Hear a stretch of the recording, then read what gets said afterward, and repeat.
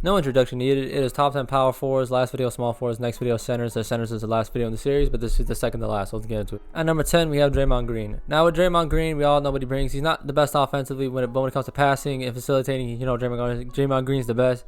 He's obviously one of the most versatile He's obviously one of the most versatile defenders in the league. He can guard 1 through 5. Offensively, he's one of the better passers and facilitators in the league, a good defender.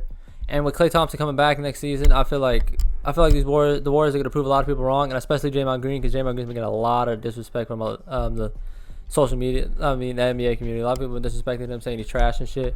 But when everybody's healthy and Draymond Green actually proves his worth, we'll see. I think Draymond Green's going to prove a lot of people wrong. At number 9, we have John Collins. Now with John Collins, he did play really well in the playoffs and in the regular season, and I think he proved why he deserves that contract. I don't know if he's averaging this. I haven't checked his averages, but I'm pretty sure he can average like 20 and 11 with like a block or 2 a game. He's very versatile. Defensively, he's all right. He could be better, but offensively, his jump shot's getting there. Obviously, good finisher inside, good pick and roll partner.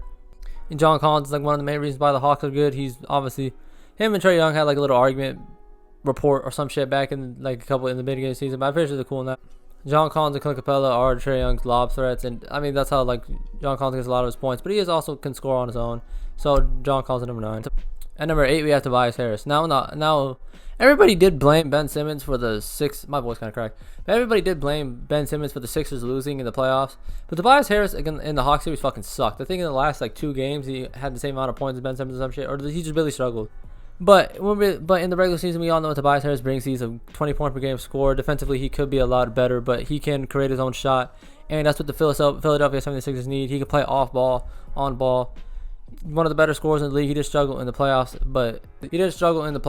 but it was one series, and I feel he's gonna bounce back in next year's playoffs. And I feel like, so yeah, Tobias Harris at number 8. We all know what he brings. Good scorer. So yeah, Tobias at number 8.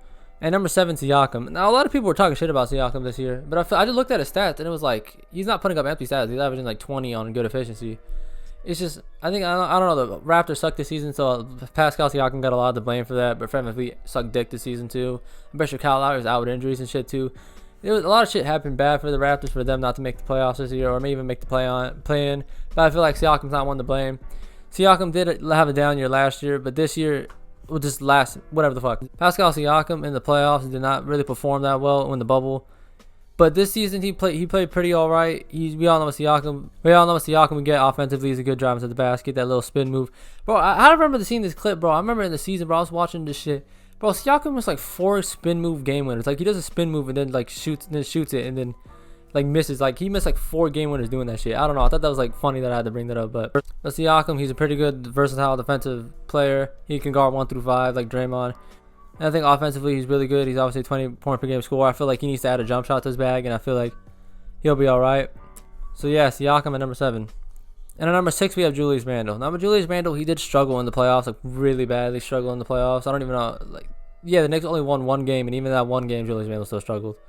But in the regular season, he did prove a lot of people wrong. I remember I made a video saying that Julius Randle has been as good, because on the Pelicans, he was that good. I remember he had like a couple 30-point games, had like a couple 40-point games on the Pelicans. So if you give Julius Randle the ball and let him control his own team, he's pretty good.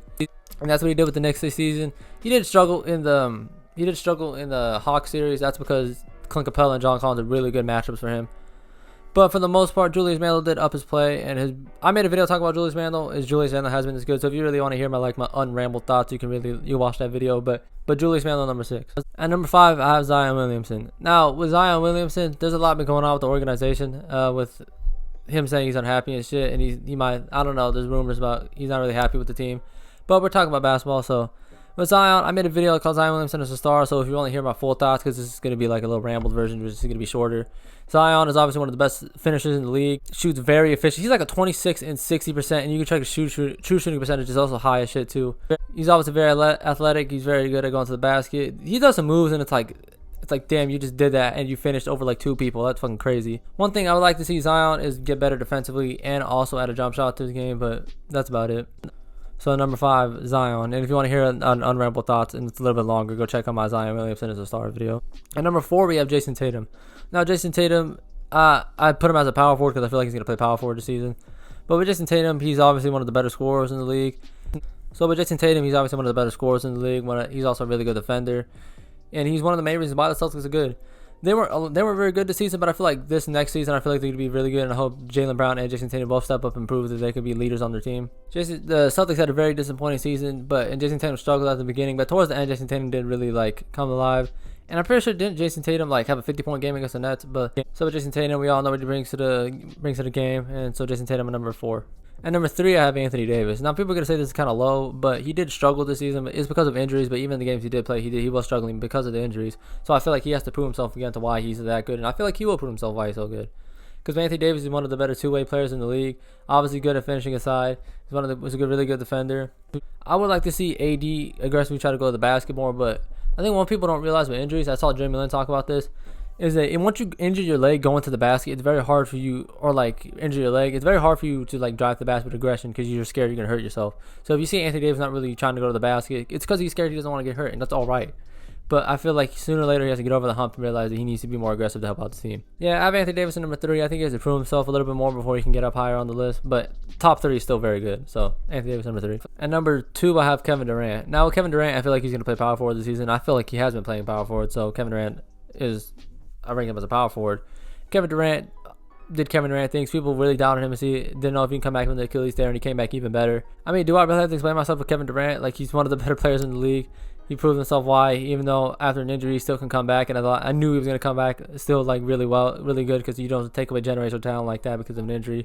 And at number 1, I have Giannis. Now with Giannis, I explained his ranking in my top 25 players in the league, but with Giannis, he won the championship this year, had like 2 back-to-back 40-point games, and had a 50-point game in the final game.